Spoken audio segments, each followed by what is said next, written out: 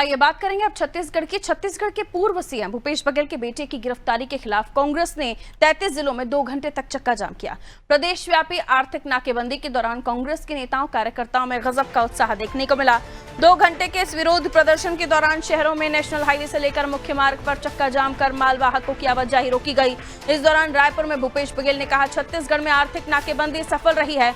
यहाँ विष्णुदेव साय की सरकार अहमदाबाद से चल रही है, अडानी के दफ्तर से संचालित हो रही है। बघेल ने कहा, सरकार को रमन कार्यकाल में मुख्य सचिव रहे अमन सिंह चला रहे हैं। अमन सिंह और अडानी मिलकर अहमदाबाद से चला रही हैं। छत्तीसगढ़ की संपदा को लूटना चाहते हैं। बस्तर में जंगल कट गए, तमनार में जंगल कट गए। षड्यंत्र के तहत जल जंगल जमीन को लूटा जा रहा है।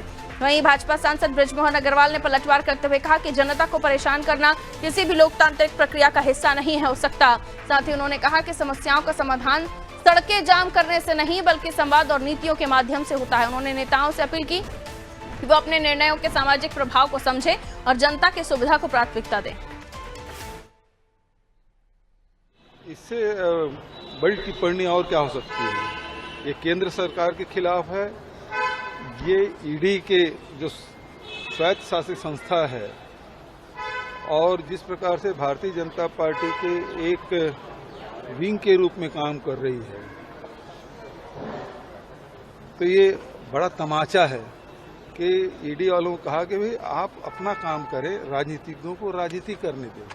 लेकिन जिस प्रकार से पूरे देश में हालात बने हैं कि विपक्ष के लोगों को टारगेट करके ये सारी कार्रवाई की जा रही है, जबकि आपको पता है कि इन्होंने राज्यसभा में उत्तर दिया था, उसके मंत्री ने 193 नेताओं के खिलाफ कार्रवाई की और उसमें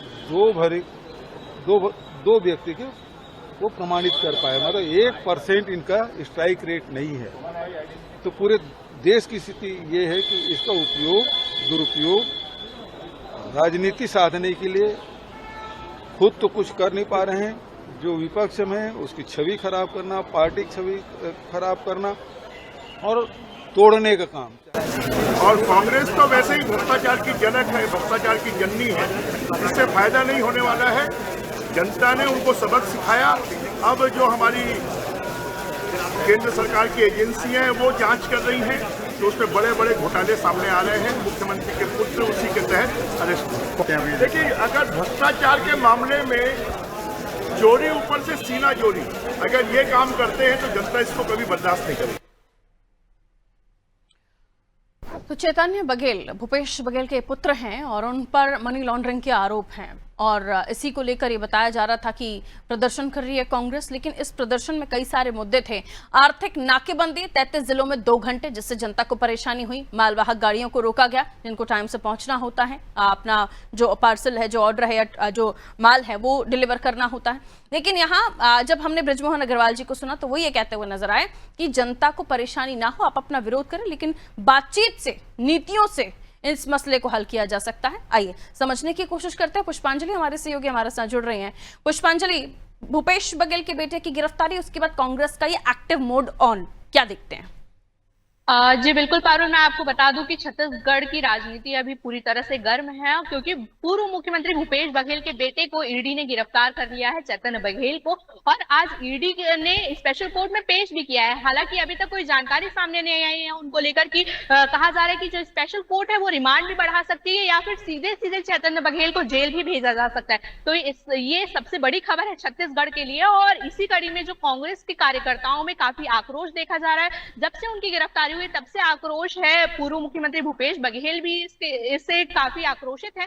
तो कहीं ना कहीं जो कांग्रेस का आक्रोश है वो सामने निकल कर आ रहा है। चक्का जाम के जरिए पूरे प्रदेश में आज चक्का जाम किया गया, प्रदर्शन किया गया। कांग्रेस की तरफ से 33 जिलों में प्रदर्शन किया गया। लेकिन ये कहीं ना कहीं गलत भी कहा जा सकता है, क्योंकि लोगों को काफी परेशानियों का सामना करना पड़ा इस वक्त, क्योंकि ट्रक रुकी रही, गाड़ियां रुकी रही, एम्बुलेंस भी जाम में फंसी रही। हालांकि एम्बुलेंस को जाने दिया जा रहा था, लेकिन एम्बुलेंस भी जाम में फंसे रहने के कारण निकल नहीं पा रही थी, जिस वजह से काफी परेशानियां लोगों को हुई। तो कांग्रेस को इस स्थिति को समझना जरूरी है कि अगर आप प्रदर्शन कर रहे हैं तो शांतिपूर्वक प्रदर्शन कीजिए। लोगों को, आम जनता को किसी भी तरीके से परेशानी नहीं होनी चाहिए।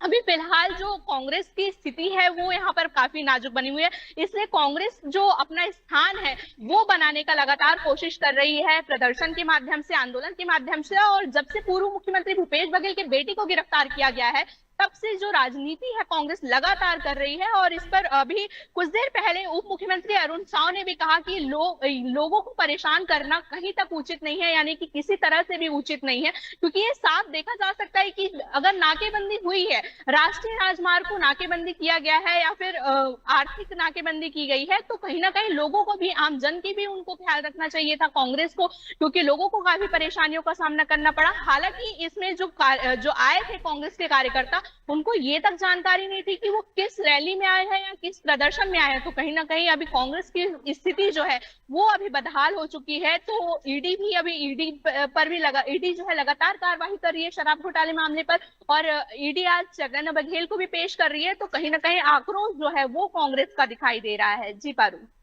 बिल्कुल, तो आक्रोश दिखाई जरूर दे रहा है, लेकिन फिर वही बात पूछूंगी आपसे कि ये जो एक्टिवनेस है ये चैतन्य बघेल की गिरफ्तारी के बाद ही कांग्रेस में क्यों आई?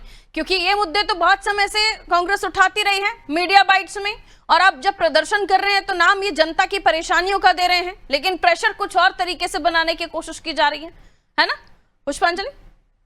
जी बिल्कुल, आपने सही कहा कि जो प्रेशर है वो कांग्रेस कार्यकर्ताओं में भी बना हुआ है, और कहीं ना कहीं कांग्रेस कार्यकर्ताओं में अगर हम बात करें कि आक्रोश है और साथ ही साथ प्रेशर भी है चेतन बघेल को बाहर लाने की, क्योंकि हमने पहले देखा था कि देवेंद्र यादव की गिरफ्तारी हुई, कवासी लखमा की गिरफ्तारी हुई, लेकिन इस तरह से चक्का जाम या प्रदर्शन नहीं किया गया।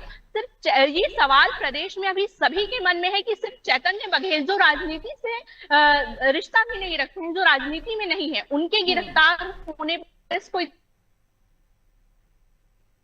ठीक है पुष्पांजलि, राजनीति में भले ही उनका पत्ता ना हो या राजनीति में बड़ा नाम नहीं हो चैतन्य बघेल, लेकिन उन पर जिस तरह से मनी लॉन्ड्रिंग के आरोप लगे हैं और भूपेश बघेल इस मामले में सड़कों पर उतर आए हैं, प्रदर्शन के पीछे नाम कुछ और दिया जा रहा है, लेकिन प्रदर्शन की वजह कुछ और है। चैतन्य बघेल की गिरफ्तारी और कांग्रेस का एक्टिव मोड ऑन ये बताता है कि कांग्रेस जनता के लिए तो कम से कम ये प्रदर्शन नहीं कर रही। खैर, इस तरह की अफवाहें हैं, खबरें हैं, अब देखना होगा कि कांग्रेसी ये प्रदर्शन कब तक जारी रखते हैं। 2-2 घंटे का प्रदर्शन होगा या इसका समय बढ़ता जाएगा, ये कुछ दिन का होगा, कुछ घंटों का होगा, या फिर आज महज का था, ये कोई प्रेशर बनाने की कोशिश थी, या फिर चैतन्य बघेल को छुड़ाने के लिए 2 घंटे की मशक्कत